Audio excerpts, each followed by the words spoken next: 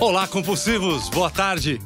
Para você que não está como eu, chegando correndo, esbaforido, seja bem-vindo, recline-se e vamos aproveitar um pouquinho de um evento fabuloso que teve. Deixa eu só lembrar vocês aqui sobre o evento Rakuten que a gente esteve. Fiz várias entrevistas, aliás, queria até bater um papo com vocês. Porque se tem uma coisa de compulsivo, é isso, né? A gente fica olhando todos os eventos que tem sobre negócio, sobre business. A gente fica super curioso com o que acontece. E o Rakuten, eu vou confessar pra vocês, hein? É um evento que eu olhei. Eu falei, cara, Rakuten, velho, esse nome não me é estranho. O que é Rakuten? E eu descobri, né, revi, né, lá no famoso Google, que Rakuten era uma empresa de e-commerce.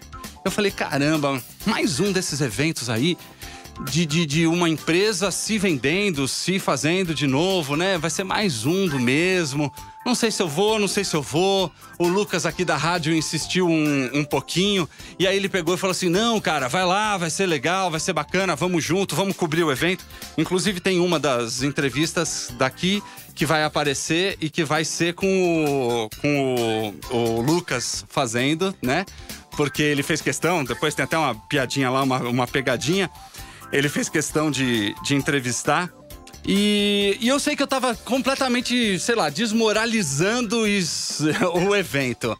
Eu não sabia muito bem onde eu tava. Aí eu olhei no Google e comecei a ver os nomes dos participantes. Quem seriam os palestrantes lá e quem seriam as pessoas que eu ia entrevistar.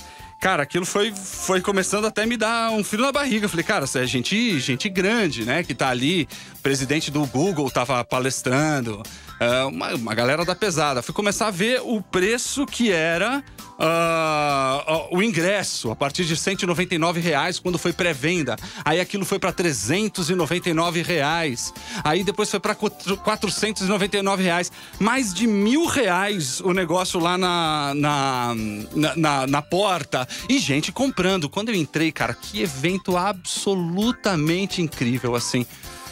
Claro que só de entrar, aliás, antes, né, eu já falei, melhor eu me despir dos meus preconceitos, porque parece que o evento é realmente da pesada. E, cara, que surpresa. Galera entregando radinhos pra você, com os canais de áudio, cada palestrante falando ao mesmo tempo ali, quando eram mesas de discussão, você podia trocar o canal pra ouvir o cara diferente, tradução simultânea pra quem falava em inglês, palestrantes que falavam em inglês, você ouvia em português. Um suporte extremamente elegante, bacana, sincero. Cara, olha, eu saí de lá embasbacado.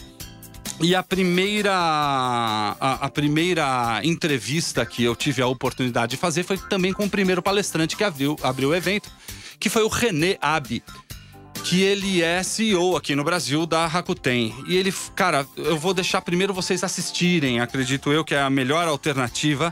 É deixar ele falar por si e eu fazer comentários depois, porque realmente me surpreendeu demais o texto dos caras. O tema do evento do Rakuten Expo 2018 era a longevidade do comércio no Brasil.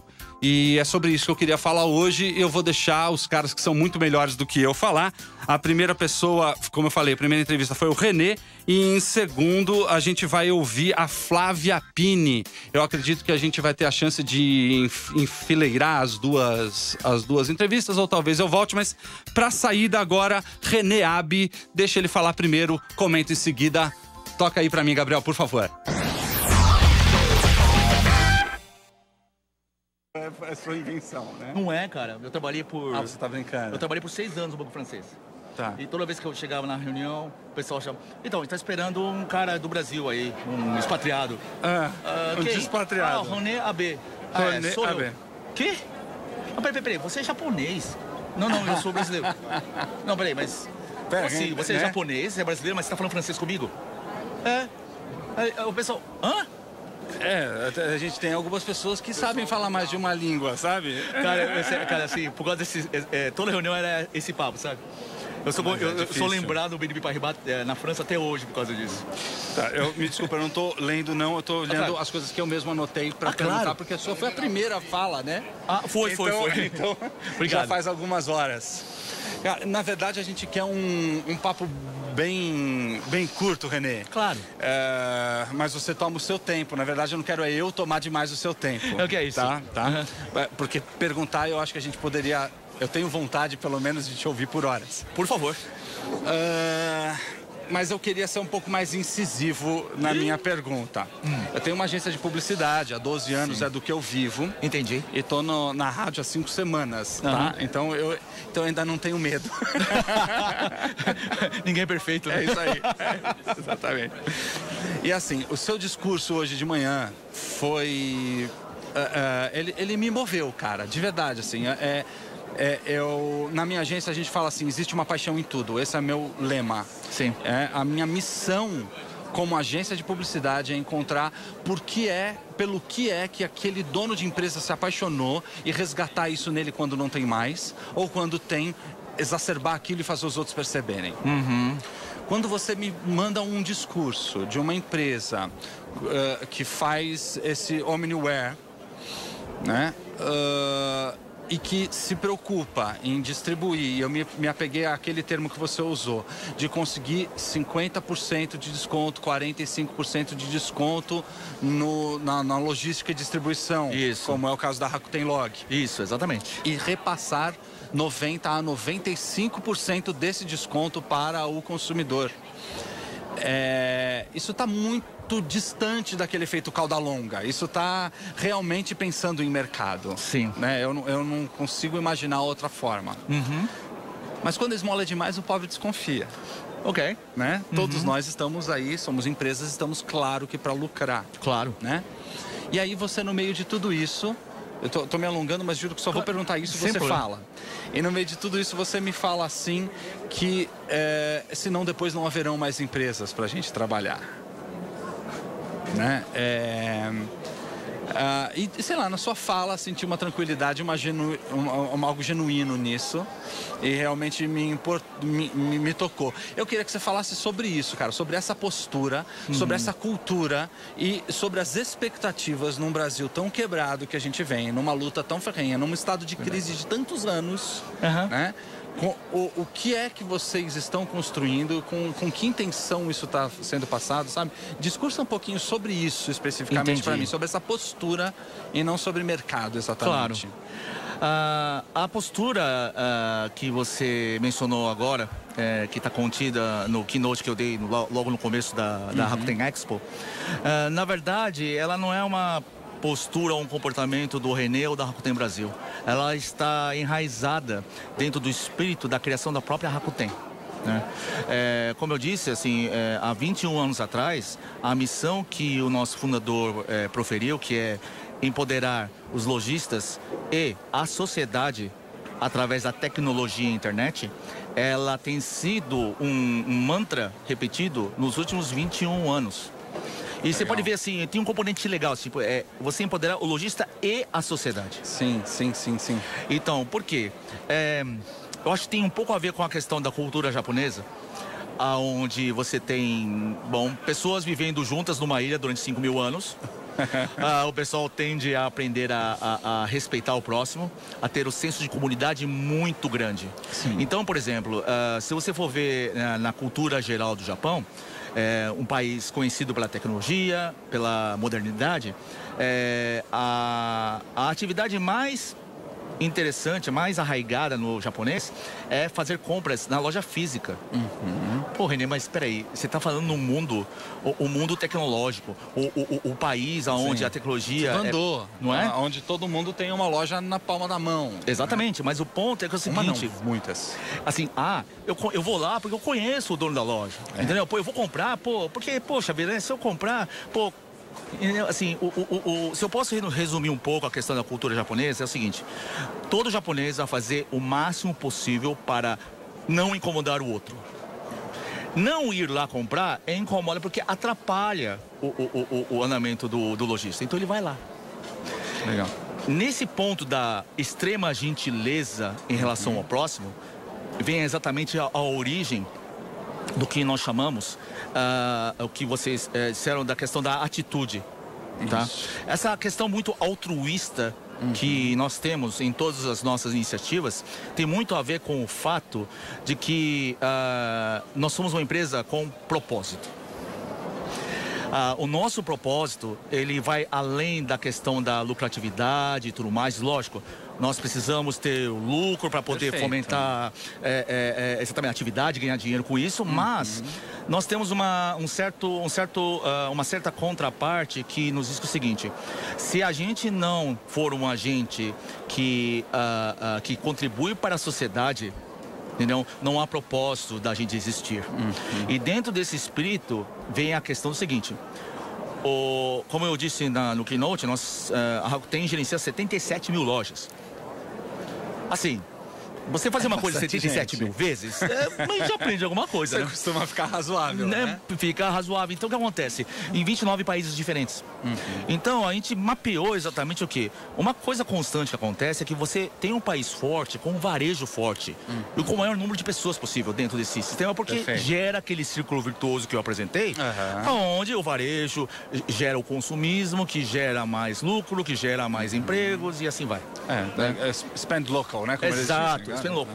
E isso é muito forte no Japão, essa questão do spend local. Porque é a questão da comunidade. Porque se você não fizer cada parte da comunidade forte, entendeu? A sociedade, ela é tão forte quanto o elo mais fraco da sua corrente. Então, o que acontece? Não adianta nada. Então, os pontos que eu falei lá sobre o seguinte, que nós somos uma empresa com um propósito, nós temos o espírito de não deixar ninguém para trás, a questão de evoluir sem deixar ninguém para trás. Então tem a ver com que, se a gente não colocar nossos esforços, porque os lojistas estão preocupados em vender, em atender o cliente. Eles não têm uma agenda a ficar pensando em tecnologia, sistemas inteligentes, machine learning e toda essa estrutura que tem que ser colocada para conseguir fazer com que ele seja competitivo.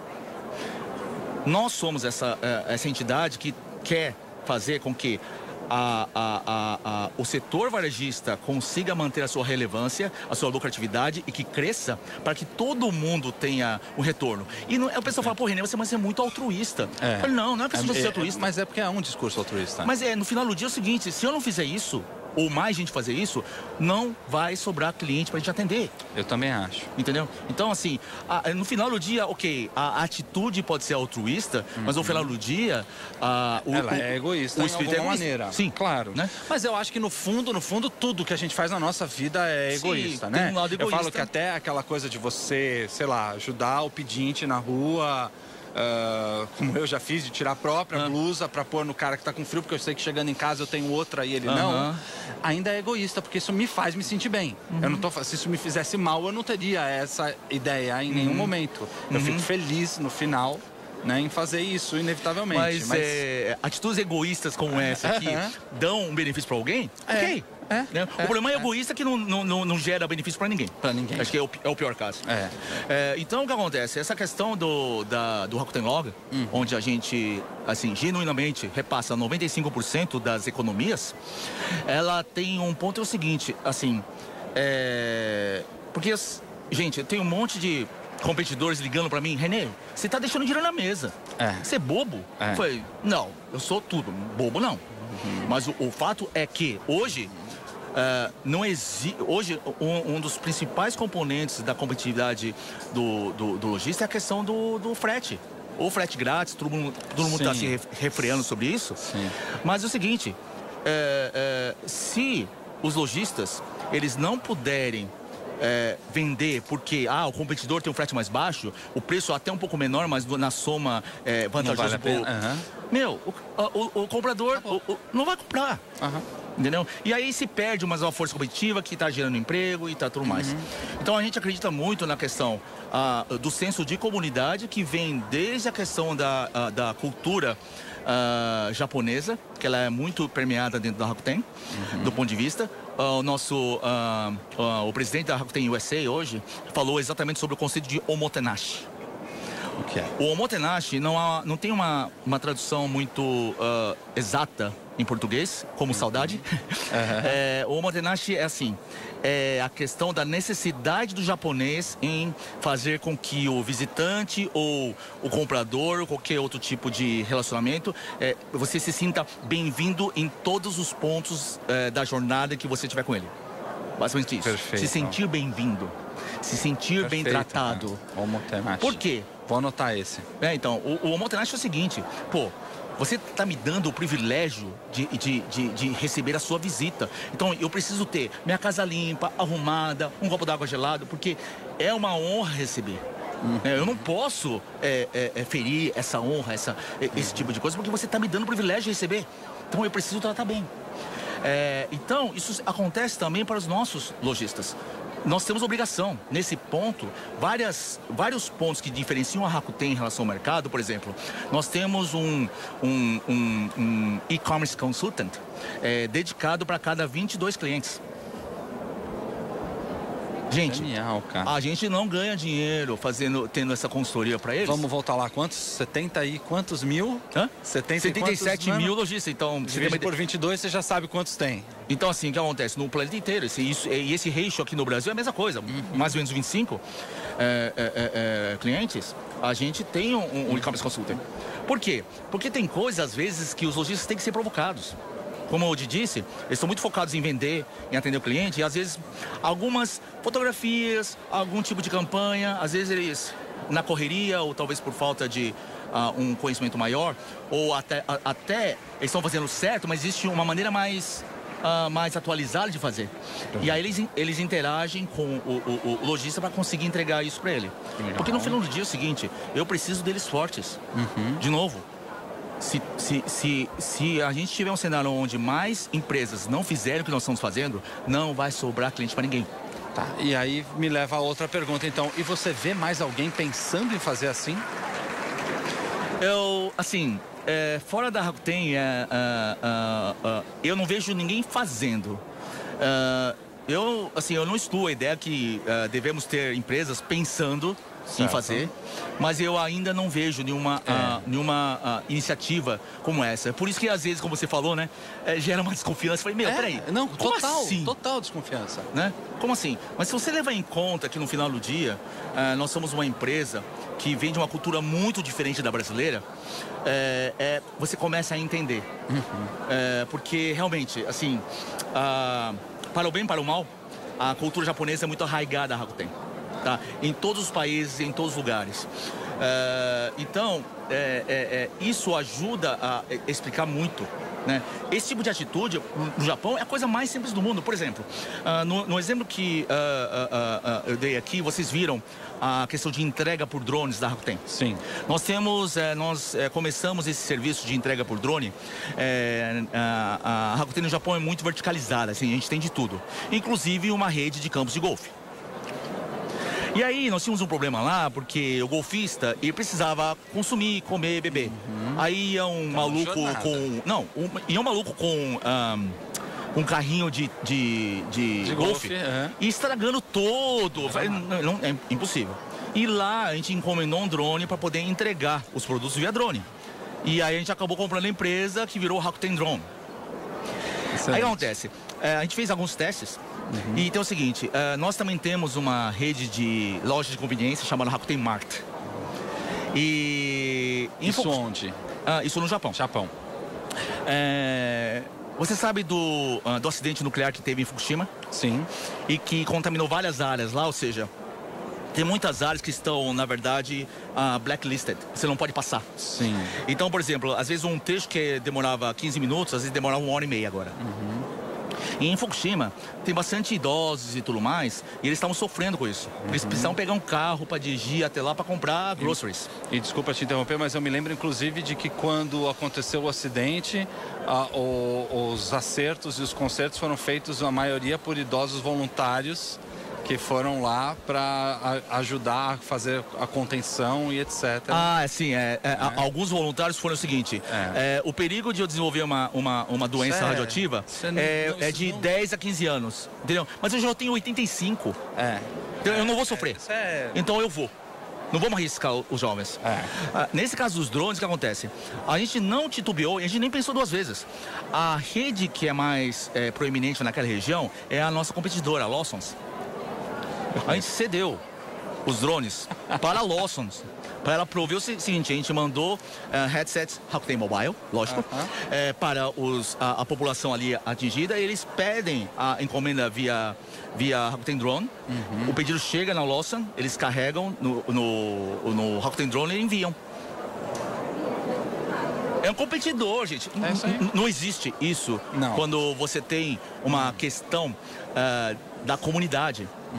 Então acontece, tudo no Japão acontece dessa forma. Então assim, é uma coisa muito natural. Então quando a gente toma algumas decisões, ela vem na verdade exatamente, ela não é uma coisa, ou é marketing, ou não, ela vem na verdade do mais profundo alicerce da cultura japonesa, que é a questão do senso de comunidade. É uma coisa muito comum. Tá no caráter do indivíduo. Então na verdade o que acontece? Na verdade a surpresa é exatamente o contrário. Mas por que, gente, vocês estão desconfiando? Né? Por exemplo, eu tenho uma anedota muito engraçada, que lembra daquela falta de água que teve no São Paulo? Sim. Aí tava ali um dia, de repente liga o pessoal lá da recepção: seu Renê, tem uma encomenda aqui de 3 mil litros d'água. Vem um container do Japão. Aí eu fui levantar a história, o pessoal ficou com medo, que a gente tava morrendo de sede, que eles mandaram água. Que legal, cara. Aí, surpreendente. Então assim, tem várias histórias que remetem a esse tipo de coisa. E que são assim, você ouve, mas não acredita. Impressionante. Cara, Renê, nosso tempo é curto, a gente já estourou, eu tô tomando muito da tua atenção. Que isso? Agradeço muito a tua presença. O prazer é todo meu. Muito tudo. Eu poderia, como eu falei, eu sabia que ia ser assim, eu acho que eu poderia ficar horas conversando com você. Cara, muito obrigado pela tua atenção. Tá bom? E nós vamos encerrando por aqui. Você está na Rádio Geek, apaixonados pelo que fazem. Renê, cara, muito. Fala, pessoal. Essa foi a conversa com o Renê Abe. Cara, eu não tenho comentários pra fazer, eu fico sem palavras, porque na nossa profissão, a gente às vezes é recebido com um pouco de arrogância, um pouco de desdém. Tem muita gente que não quer falar com a gente, que eu não sei como é que instruem os seus assessores, e eles por sua vez chegam e falam: olha, é 3 minutos, olha, é 5 minutos, olha, não abusa muito, não pergunta isso, aquilo ou outro. Mas é tão gratificante quanto um cara de tamanha envergadura, com um cargo tão alto na empresa, né? Não há ninguém acima dele aqui no Brasil. Ele se senta à sua disposição e ele mesmo estende, sabe assim? Ele olhando para os assessores dele, fazendo um joinha e fazendo assim, estende e te dá o prazer de responder. É claro que fiz aí perguntas, entre aspas, beneficiando eles, mas é porque eu já não tinha dúvida de que era esplêndido. Isso aqui não é um jabá, não tem ninguém me pagando para fazer isso aqui. Eu tô falando porque realmente é surpreendente a gente pegar uma empresa que tem essa consciência do consumo local, que tem essa consciência de que deve se estimular, o custo deve ser dividido para se estimular a sobrevivência, a longevidade, como dizia o tema, do comércio nacional. A gente está num país onde o comércio, de grossa forma, é responsável por 60% do dinheiro que flui, que gira, né? Não estamos falando de investimentos, não estamos falando de investimentos estrangeiros, mas o dinheiro corrente do Brasil, 62%, 62,8%, se eu não me engano, o Renê até falou, do dinheiro, ele está girando na mão do comércio, do comerciante, seja ele até um comerciante ambulante, né? Então estima-se que é essa fortuna que está girando, né? E eles têm a gente tem esse conceito do omnichannel, que é os canais se complementando, e eles usam o sistema Omniware, onde ele acredita muito nesta fusão da loja física com a loja virtual. Então esse Omniware, acho que é uma tendência de futuro, sim. Tem se falado muito sobre isso. Então fica aí a dica de você acompanhar e ter um pouquinho do que a Rakuten pode fazer por você, principalmente com consultores e etc, né? Muito bem. Além dele, falamos com outras pessoas. E igualmente graciosa e generosa em ceder o seu tempo e a atenção foi a Flávia Pini. Ela é CMO da FX Retail Analytics e é quem a gente vai falar a seguir. Só que antes, uma paradinha para o nosso intervalo comercial e musical e a gente já retorna para falar, tá bom? Muito obrigado e até já. Escuta, agora é hora de faturar. Vamos para os nossos comerciais. Editora Europa. 31 anos com as melhores revistas, livros e guias. Literatura e qualidade para você se informar e se atualizar. Tudo sobre Xbox, PlayStation, mundo dos super-heróis, tecnologia, viagens e muito mais. São 31 anos pensando no que é melhor para você. Acesse europanet.com.br. Chegou o mais novo drink para você curtir a sua balada com seus amigos. Go to Drink Premium. Vodka de excelente qualidade, com a embalagem inovadora, trazendo segurança para quem está consumindo e totalmente reciclável. Feita de cereais com essências de frutas, trazendo o padrão de vodka importada para o Brasil, deixando seu sabor incomparável. Fácil de abrir, prática para usar e mantenha sua bebida gelada por muito mais tempo. GoTube é só gelar e beber. Garanta a sua. O mundo dos games imita a vida. Para chegar ao topo, tem que ter energia. Porque é o suor que te leva para o próximo nível. Tem que ignorar quem não te leva a sério. Porque apesar de se divertir, você não está ali para brincadeiras. E tem que fechar os ouvidos para quem não acredita. Porque você precisa acreditar em uma só pessoa. Você. TNT Energy Drink. Pode vir. Que tal passar um final de semana repleto de atividades e boa música? Venha participar da 14ª edição do maior festival de criatividade da América Latina, dias 10 e 11 de novembro. O evento tem diversas atividades gratuitas. Basta chegar e se credenciar para entrar. Traga seus amigos, sua família e seus filhos e aproveite o final de semana. Os melhores simuladores e realidade virtual do mundo. Feira de recrutamento com vagas do mercado criativo. Exposição da Lego Users Group. Live Art com diversos artistas. Faça sua tatu exclusiva com grandes artistas tatuadores. Festival de food trucks, palestras e música. Acesse www.pixelshow.co e compre online. Nos vemos dia 10 e 11 de novembro. Estamos de volta na programação aí, meu.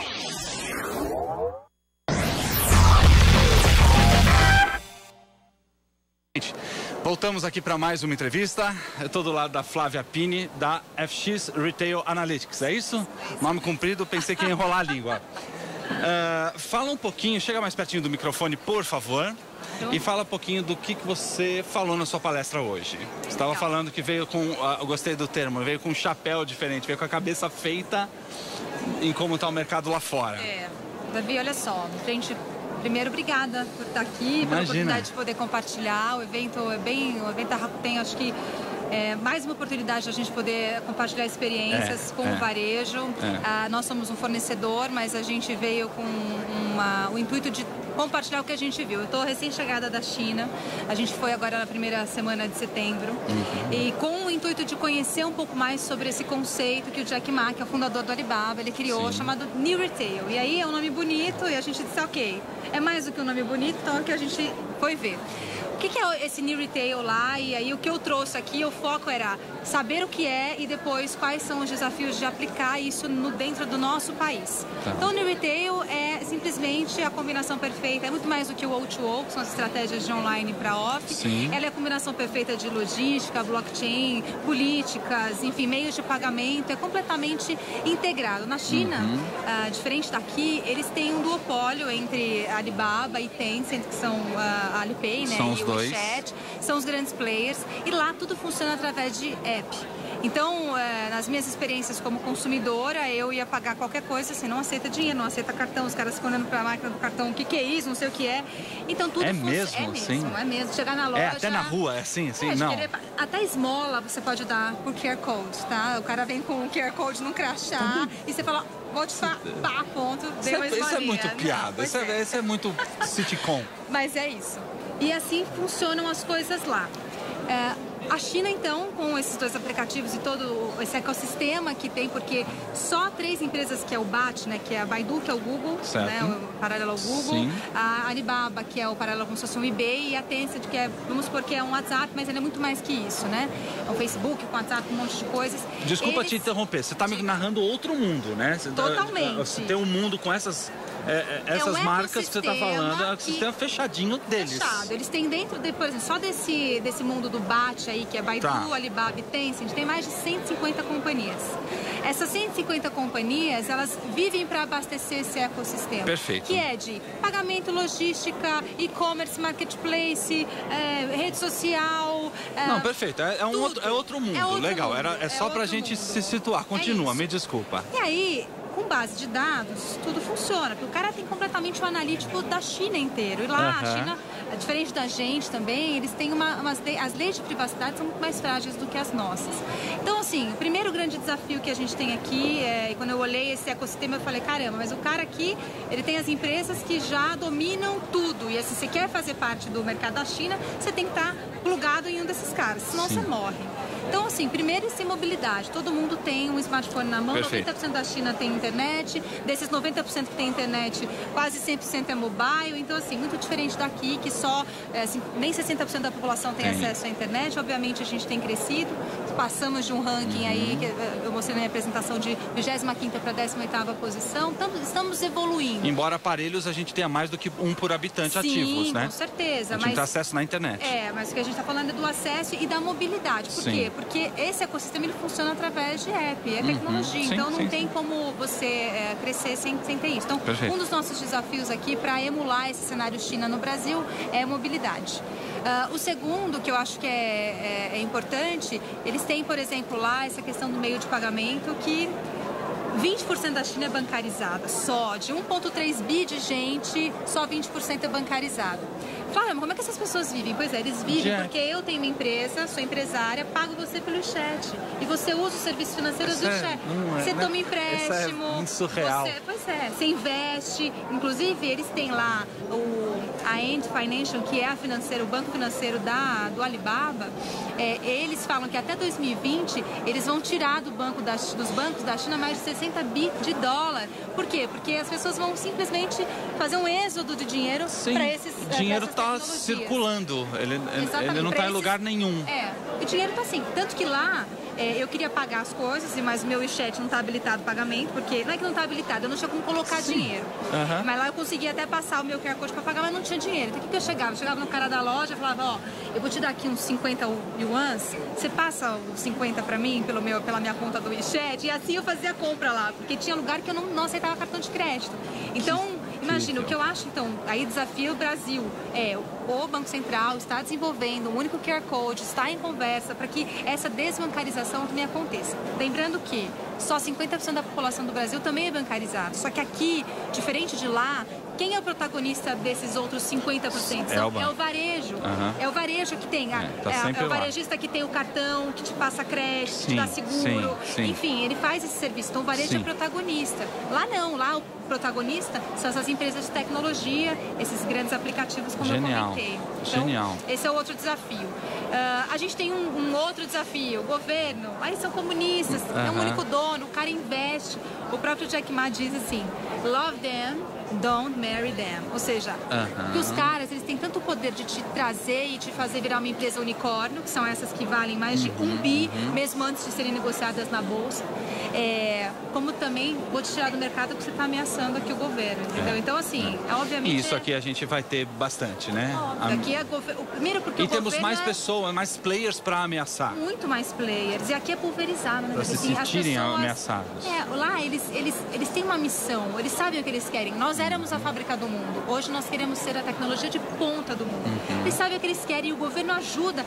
E eles têm um ecossistema próprio. Então não adianta eles quererem também. A gente não entra na China, no sentido de se não for operando pelas plataformas deles. E eles, para entrarem aqui, eles vão ter que se tropicalizar muito, porque esse modelo funciona lá. Se eu não me engano, eles estão investindo mais do que 20% do PIB deles em desenvolvimento, né? Então, assim, enquanto a gente está em 6%. Pois é. Então, tem umas questões que... onde esse país investe, o que ele quer ser, como esse povo trabalha. A missão do governo comunista é crescer em harmonia. Olha que bonito. Qual é a missão do nosso governo, né? É uma democracia, ok, mas assim... Qual é o nosso governo, né? Pois é. Então, estamos desgovernados. Estamos desgovernados. E aí fica complicado quando você não tem uma única direção. Óbvio que não é perfeito, tem tantos problemas quanto aqui.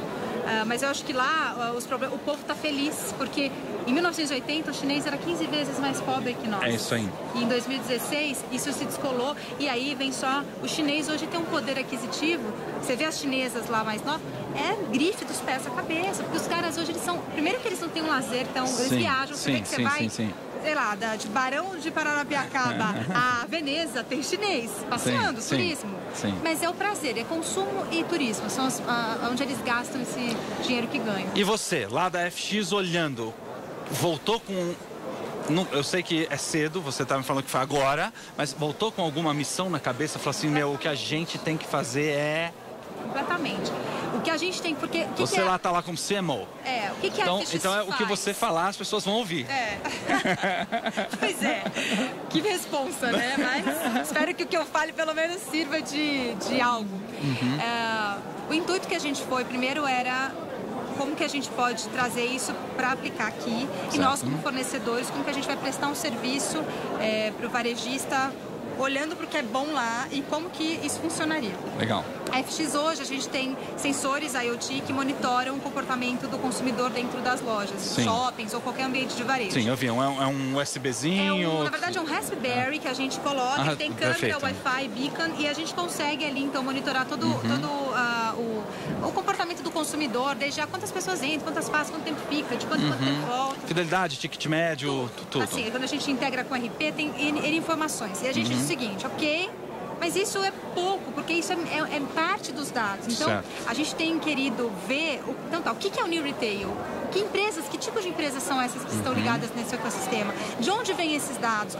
Como que se faz para usar esses dados? Então, a gente tem hoje criado um ecossistema e aí, em cima da FX, tem um guarda-chuva do grupo, que é a High Partners, que é o grupo que investe, é um grupo de empresários que investe nessas empresas.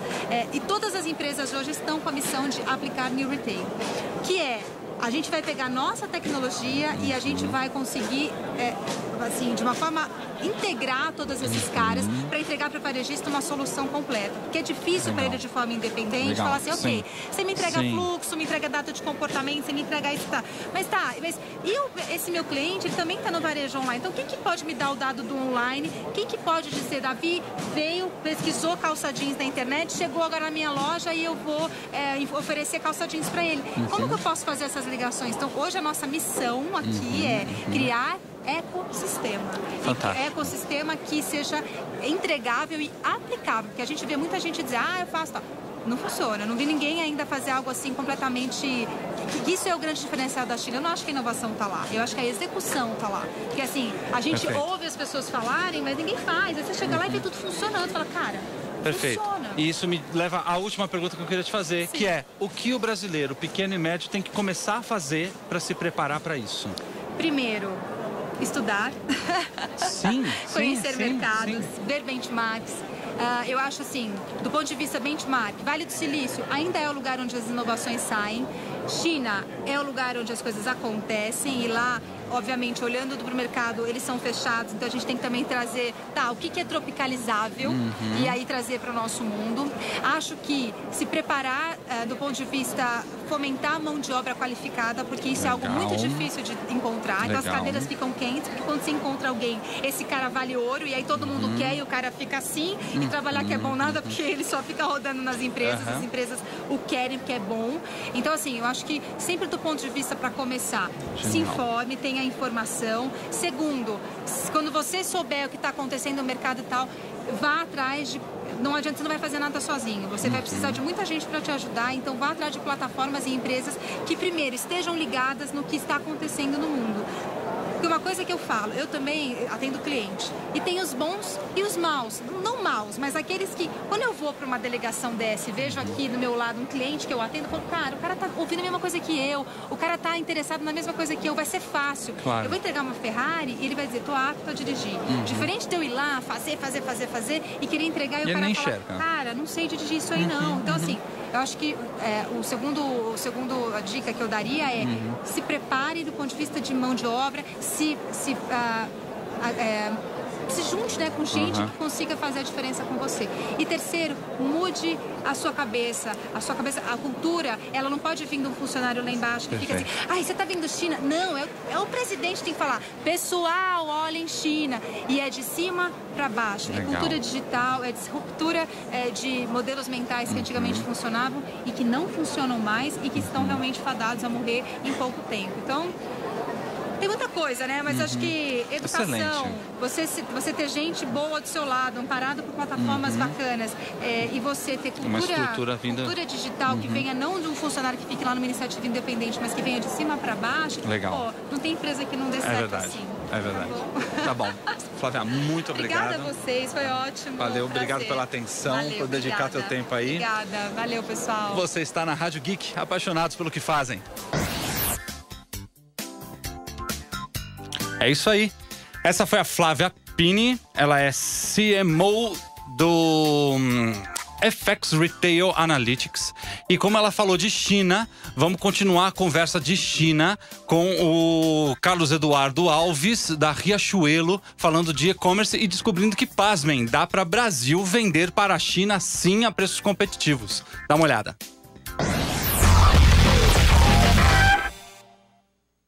Gente, de volta, agora com o Carlos Alves,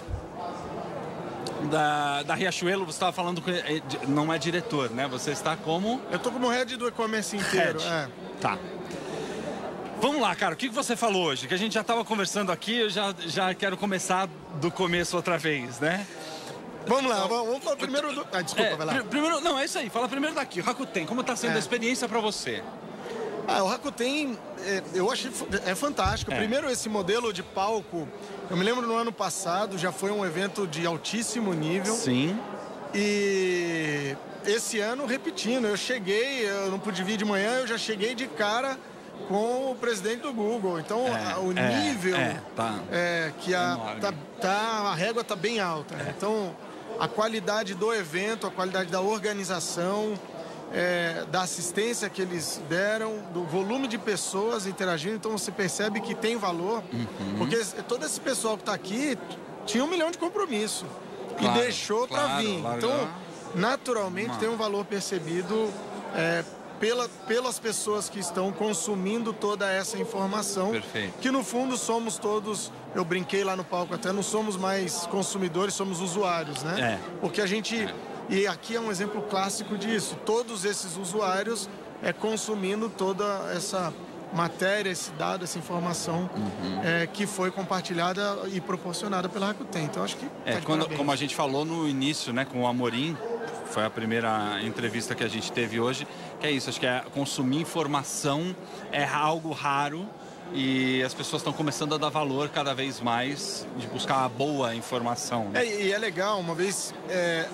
Você conversa com... Eu me lembro de, sem querer entregar a minha idade, no passado, você entrava num táxi, não tinha assunto, você falava de futebol e o assunto fluía. É isso aí. Hoje você entra no Uber, o cara te oferece uma água, uma balinha e você fala de política. É isso aí. Né? Então, eu acho que esse amadurecimento, ele pode ter vindo através de uma necessidade ou não, então sem...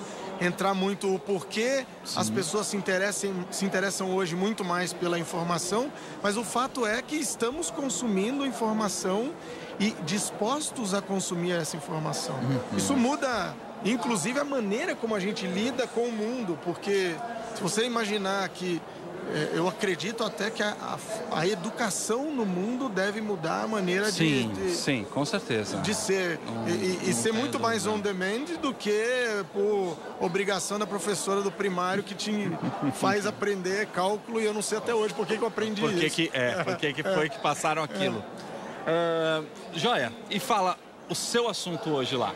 Bom, o assunto foi marketplace. Marketplace. Marketplace é um negócio, um movimento que veio no Brasil, eu sei, porque eu passei por 3 experiências, né?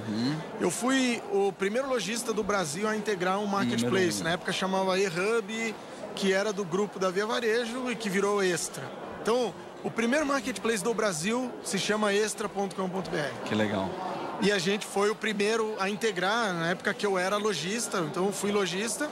O tempo foi passando, o mercado foi amadurecendo, outros players foram entrando e eu entendi que talvez o dinheiro não tivesse em ser um lojista e sim oferecer uma plataforma de serviço. E aí eu montei uma empresa que chamava Integra Commerce, que fazia a integração de catálogo de produto com essas empresas de marketplace. Eu trouxe essa empresa até 2016 e aí em 2016 ela foi adquirida pelo Magazine Luiza e eu fui ser diretor do Magazine Luiza. Pequeno. Fui ser diretor do Magazine Luiza para construir ou conduzir a formação do time de marketplace e pôr de pé a operação. Então, passei lá 2 bons anos trabalhando nessa. Conseguimos colocar aí. Eu me lembro que o Fred, o exemplo mais clássico é o Frederico. Ele, nos 4 cartas aos investidores do ano passado, ele citou a compra da minha empresa como um fato relevante. Olha que legal, cara. Então, por isso e por outras coisas que eu vivi e vi, eu entendo que foi realmente uma boa estratégia e eu também consegui fazer a minha meia parte de fazer com que isso funcionasse. E a gente estava aqui debatendo um pouco, hoje estou na Riachuelo, um outro cenário, um outro momento, e a gente debatendo um pouquinho sobre este mundo de marketplace, para onde vai, desafios. É isso aí. Aí você estava falando da qualidade do setor e falei, vocês acompanharam. Para quem viu a Flávia Pini, ela falou pra gente que ela estava na China e encontrou por relevância na primeira página do Google a Riachuelo lá. Muito legal, né? Eu caí para trás, de verdade. Assim, a minha pergunta para ela foi, mas espera aí, e brasileiro consegue vender na China? Né? Porque a gente tem uma visão de que a China é a coisa mais barata que tem. E você não vai concorrer ali, não tem jeito. E de repente a gente se depara com você logo em seguida sendo o cara que legal, tá lá. Né? Legal. A Riachuelo hoje é uma empresa fantástica, uma empresa hoje o maior conglomerado de moda do Brasil, quiçá da América Latina. Então ela tem indústria, ela tem distribuição, ela tem varejo, ela tem o e-commerce, ela tem um movimento de integração digital muito rápido acontecendo. Então tem uma área de desenvolvimento, de estilo, de moda, inclusive na China. Então, acho que é uma empresa que tem todas as prerrogativas e condição de se tornar a principal referência de moda no Brasil. E a gente está trabalhando para isso. E aí a gente estava falando também dessa coisa do mercado. Esse mercado, eu vou chamar de feminino, né? Que a moda, ele é movido essencialmente por mulheres, em sua enorme maioria, e também o mercado de beleza, que, ok, não é o nicho exato, mas é um mercado que mesmo em crise, ele oscila menos que os demais. Né? Ele oscila, mas menos que os demais. A mulher, ela deixa de... Isso é um estudo clássico de marketing. A mulher, ela deixa de usar aquele melhor produto anti-aging, mas ela compra um outro creme anti-rugas um pouquinho... Ela não deixa menos, de usar. Menos caro, mas ela não abandona aquilo. Ela não vai nunca trocar o shampoo super incrível com sei lá o que. Ela compra de babosa, mas não deixa de comprar aquele produto com um plus, né? É porque tá na autoestima daí, né? Você atinge o eu mais íntimo quando você lida com moda ou quando você lida com beleza. E aí você falou que no cenário Brasil e o mundo é um pouquinho diferente essa coisa, que no Brasil o eletroeletrônico tem um destaque, mas... Eu diria que o e-commerce, vamos falar de comércio eletrônico. Então, quando você pega um estudo da estatística que ela soltou no final do ano passado, o e-commerce no mundo, o comércio eletrônico no mundo, que passa de $1 trilhão, ele tem como principal e maior pilar em torno de 430, se eu não me engano, mas em torno de 430 bi, o mercado de moda. Mundialmente. Então ele já é mais relevante no mundo do que eletrônico. Quando você olha para o Brasil, eu diria que o Brasil ele tem 4 grandes estágios. Então ele teve o primeiro estágio, que é o estágio do social, das pessoas entrarem ou se digitalizarem a partir do social. O segundo vem bancos e companhias aéreas. O terceiro vem o eletrônico, que é bem difundido, áudio e vídeo, TV, livros, CDs, quem comprou CD pela internet, que foi logo no início desse movimento. E hoje o Brasil está entrando no long tail, que a gente chama de long tail, que seria aquela cauda longa, e que não é tão mais cauda longa em alguns segmentos. E aí, nesse mercado tá a moda, tá a beleza, tá um pouquinho mais para frente o consumo de perecíveis, de alimentos, que eu acho hoje a Amazon comprando a Whole Foods nos Estados Unidos, isso tende a ganhar. Eu percebo, eu tive lá 3 semanas atrás, conversando com alguns heavy users da Amazon, já tem quase que a cesta de produtos do supermercado como um subscription, que chega recorrentemente sem você precisar pedir.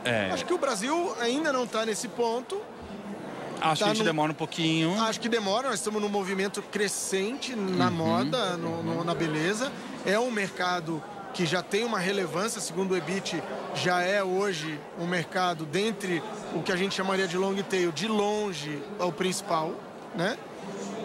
E vem ganhando novas maneiras de ser experimentado. Eu acho que isso aumenta a maturidade. Legal. Isso você acha que é por número ou por percentual? Aqui a gente tem um grande número de usuários. A gente tem um acesso limitado à internet hoje na população. 60% da população tem acesso à internet, mas eles são, sei lá, altamente consumidores de alto potencial e de alta atividade. Isso. Né? Eu sou diretor da Abicom, né? Então na Abicom a gente tem um trabalho que a gente faz de levantamento de dados junto com o EBIT, junto com outras empresas, que é a Nielsen agora, né? Junto com outras empresas de dados, e a gente lança recorrentemente boletins falando sobre o mercado. Então, o mercado de moda e beleza, em número de pedidos, ele já é o mais relevante. Porque o ticket médio é menor. Legal. Tá bom. Mas em número de pedidos em número de venda, de financeiro, ele é o 6º lugar. Então ele já não é tão... Ele não tá lá atrás, né? Ele sobe no pódio. De 7, ele sobe no pódio. Cara, que bacana. Deixa eu fazer uma pergunta. Você pode até optar em não responder se quiser, tá? Mas é uma coisa que eu tenho muita curiosidade e acho que só você pode me satisfazer. O mercado de moda, a gente estava falando um pouquinho dessa coisa absurda. Você falou, você entrega a idade quando você fala que tem que experimentar. Para mim é inconcebível comprar um tênis sem colocar ele no pé. Eu não consigo imaginar esse, né? Não dá. Não existe essa possibilidade. Mas, cara, eu vejo aí X tênis por X reais, né? Compre 3 tênis R$50, 3 tênis R$100, 2 tênis R$100. Então estão vendendo literalmente de baseada. A mesma coisa acontece com roupa. Eu não consigo imaginar dar de presente uma roupa comprada na internet para minha mulher, sem ela ter experimentado. Ela vai jogar isso na minha cara. Ela vai falar assim, tô gorda. Se você comprou pequeno, ela chora e fala, tô gorda. Se você compra grande, ela fala, você acha que eu tô gorda? Você sempre tá errado. Não dá pra acertar e a culpa é sempre sua, né? Assim, então pra mim é inconcebível. Então eu queria que você falasse um pouquinho disso e ao mesmo tempo, em seguida, que você dissesse outra coisa. O mercado, vou chamar de informal da internet. A gente tem uma invasão, né? Eu aqui posso dizer, Mercado Livre, OLX, de usados e de informais que estão invadindo aí e que são uma perturbação para quem está fazendo direito, como vocês, né? Então eu queria que a gente emendasse essas duas coisas. Você viu que mudou do sorriso para um aperto. Uma preocupação, Mas são esses dois cenários. Primeiro, a informalidade, digamos assim, do comprador e do mercado. O comprador ele virou um comprador contínuo e o mercado um fornecedor sem critério. Porque como você tira um critério de venda, que é a experimentação, você ganha um tipo de fornecedor sem critério. Sim. Né? Essa é a minha visão. Disserte sobre. Vamos lá. Simples, pergunta simples. Tenho 2 horas para responder, não. Então, na primeira, a gente entrega a idade. Realmente entrega a idade. Quando você fala que, eu tenho que experimentar, eu tenho que tocar no tecido... Para mesmo você está no ENTA. Você já entrou, com certeza, no ENTA. Existem maneiras ou novas maneiras de você construir esse processo de experimentação. Então, o que eu entendo é, primeiro de tudo, as pessoas vêm ganhando um nível de confiança e maturidade, e isso faz com que elas tenham a ousadia de comprar e experimentar, e se não gostar, devolver. Isso faz parte do negócio, até para gerar essa retroalimentação da segurança. Então, eu comprar pela internet não quer dizer que eu não vou experimentar. Sim. Quer dizer que talvez eu não experimente e leve no mesmo momento. Mas aí já começam os processos de omnicanalidade com empresas que têm a prerrogativa de fazer on e off, que é o nosso caso. Então, o volume de clientes que compram no online e retiram na loja o produto é enorme. Por quê? E um dos principais motivos é justamente esse. Então eu vou comprar agora que eu tenho a minha necessidade, ou porque eu estou navegando, porque eu gostei, porque tem a ver comigo, tem a ver com a minha esposa, atendo o impulso, e retiro na loja, porque se eu tiver que trocar, tá fácil para mim, eu resolvo na mesma hora. Né? Então, existem outras possibilidades, são diversos aplicativos ou a tecnologia resolvendo isso com provadores virtuais, com uma definição mais clara de medidas, com softwares de realidade aumentada que você consegue meio que simular essa... Então, eu acho que o mundo entendeu que essa necessidade, apesar dela estar passando, então quando a gente começar a morrer, os que estão chegando não vão falar disso. Mas o mundo entendeu que, sob alguma medida, precisa considerar isso na conta, por enquanto, pelo menos. Então, eu brinco, a gente falou antes, para mim a melhor referência é minha esposa, que a minha esposa sempre foi adepta disso. Não se compra produto de confecção de moda sem experimentar, e hoje ela compra lingerie de uma empresa do Canadá. E para entregar cross-border no Brasil. Então, assim, ela foi no extremo da confiança desse modelo de negócio. E uma vez que você encontra lá aquele fornecedor que atende o seu formato e tamanho, já era, você compra sempre o mesmo tamanho, número e acabou. Então, essa foi mais fácil. Agora, sobre... eu acho que todas essas mudanças, ou esse amadurecimento que o mercado experimenta, e a comodidade que vem acompanhada e a preocupação excessiva com a boa qualidade do cliente ou do consumidor ou do usuário que está lidando com o seu aplicativo ou seu site ou a sua empresa de forma virtual ou física, aumenta a confiança, abre um caminho que você pega nos últimos 10 anos. O crescimento do e-commerce no Brasil sempre foi acima de 2 dígitos. Isso significa que o mercado aumentou? Não necessariamente, ele pode estar migrando, né? Existe um livro que fala de migração de valor que é muito legal, que mostra que a mudança do padrão, a mudança de comportamento, do estilo de vida, traz um novo padrão, e esse novo padrão gera novas oportunidades e possibilidades de consumo. Considerando esse cenário e essa mudança, surgem novas possibilidades e oportunidades. E aí, quando você entra nesse submundo que sempre existiu no físico, então sempre teve a empresa que trabalhou correto e que cumpre a lei e que faz todas as suas obrigações fiscais, e sempre existiu as lojinhas de pessoas vindas de outro continente, na sua grande maioria, e que estimulam esse comércio mais informal. Isso agora ganha tudo um mundo novo, para todo mundo no mesmo mundo novo. Eu te diria que ele não será nocivo o suficiente para destruir o valor dessa nova construção. Mas também não estou dizendo que é bom. Na verdade, é muito ruim. E ele é um ofensor grande como share de marketing de mercado? Ele é um ofensor grande,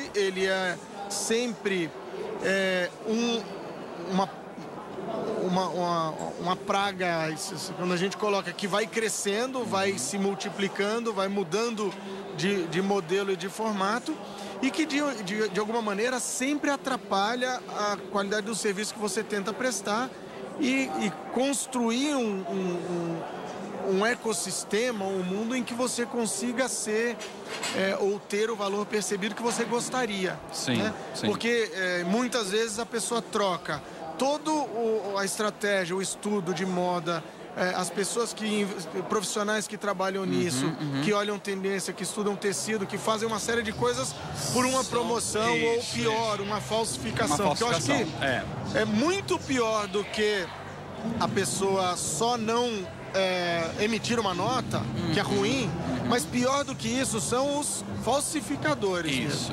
Que eles pegam um produto que alguém gastou dinheiro em pesquisa, gastou tempo em desenvolvimento, em produção, empregou muita gente e simplesmente faz uma cópia num nível de qualidade de produto bom e que acaba competindo com... Então aí sim tem um problema. Vamos deixar isso bem claro para quem está assistindo, que ninguém aqui está falando do cara que emite sua nota, que faz o seu produto, que faz um comércio legal, que esse tipo de site que a gente citou, né? Ele não só permite transações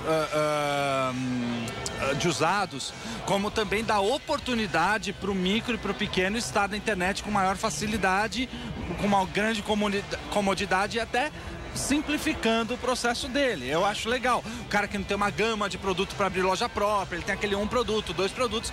Eu acho super legal e super válido que exista e tem que ter. Tá? Mas por outro lado a gente está falando dos informais, tá? Ou ilegais, para usar a palavra forte mesmo, e aquele famoso mercado cinza que o brasileiro ainda alimenta, que é o produto paraguaio, falsificado, etc, etc, tá? Então é disso que a gente está falando, não é do cara bom, porque eu acho que o Mercado Livre, desculpa de falar do outro, mas eu acho que o Mercado Livre é uma puta plataforma legal para esses caras que têm poucos produtos e que precisam de uma plataforma como essa. Sim, né? Eu vejo outras grandes e boas iniciativas, por exemplo, o Enjoei é uma iniciativa fantástica, né? Fantástica. De você conseguir passar para frente, compartilhar, dividir, reaproveitar, trocar. Num modelo de negócio extremamente criativo, bem construído. Ele eu já participei uma vez, eu fui num evento que o presidente da Enjoei estava palestrando e ele colocando um pouco da dificuldade da construção do negócio, é romântico e apaixonante. Fantástico. É isso aí. Eu realmente acredito que o sol está para todos, que as oportunidades, desde que feita de forma correta, dentro da lei e dentro da ética, até que ética é uma palavra que vence agora, moral e ética, por tudo que a gente vive, eu acho que é uma palavra que está na moda de novo, eu acho muito legal quando você tem essa iniciativa. Quando você falta com a ética ou quando você falta com a honestidade, aí é um mercado que é muito difícil você fazer qualquer tipo de... ou encontrar qualquer tipo de efeito positivo nisso. Você pode ter empresas que olham grandes estilistas, que produzem grandes produtos e fazem o seu próprio com esse de inspiração, é legal também, né? Eu acho que isso é fair, o mercado, de novo, tá aí para todos. Então eu não tenho condição de ter uma Fendi, mas eu posso ter uma marca que se inspira naquilo, mas que a marca assume verdadeiramente o produto que ela está fazendo. É isso aí. Isso é bacana. Agora, você literalmente fazer uma pirataria, literalmente fazer um contrabando, comprar num país vizinho e vender nestes canais, que eu tenho certeza que não foi naquele momento, no início, na concepção, pensado em alimentar o mercado negro. Claro. Não foi. Claro. E eu acho que com o nível de consciência que o brasileiro está adquirindo, eu vou dar um exemplo que eu gosto, que sai um pouco da moda, mas que exemplifica o que eu quero dizer. Eu me lembro que quando começou a existir o The Pirate Bay, Kick-Ass e outros sites que você baixava vídeo for shared, que você baixava música pirata, vídeo pirata. E a Apple reconstruiu esse negócio cobrando E as pessoas com o nível de consciência passaram a aderir a esse modelo, preferir pagar, mas eu paguei pela música que eu quero comprar. Eu não paguei por um CD ou por um long play, aí entregando a minha idade, de 14, 15 faixas, porque eu gostava de uma música, né? Então, ficou mais fair. E quando fica justo, eu entendo que as pessoas têm a consciência, lógico, não pode generalizar, mas eu imagino que a grande maioria tem a consciência de querer ser correta. E o iTunes, Google Play e outros, Spotify e outros, transformaram esse negócio completamente, que tinha um alto índice de pirataria, né? Vídeo, filme, extremamente cômodo hoje. Eu na sala da minha casa com meus filhos vão assistir um filme, eu entro na Apple TV, eu entro no Google Play, alugo o filme, assisto o filme e tá ok, tá tudo dentro da lei, né? E barato. E barato. É porque tem um valor percebido e o valor é justo. É verdade. Carlos, é isso, cara. Obrigado. Muito obrigado por receber, por dedicar esse tempo todo aí. Não, tranquilo. Obrigado aos ouvintes, obrigado pela entrevista, pelo bate-papo. Espero ter respondido, não esquivado demais. Com certeza. Muito obrigado. Valeu. Valeu. Você está na Rádio Geek, apaixonados pelo que fazem.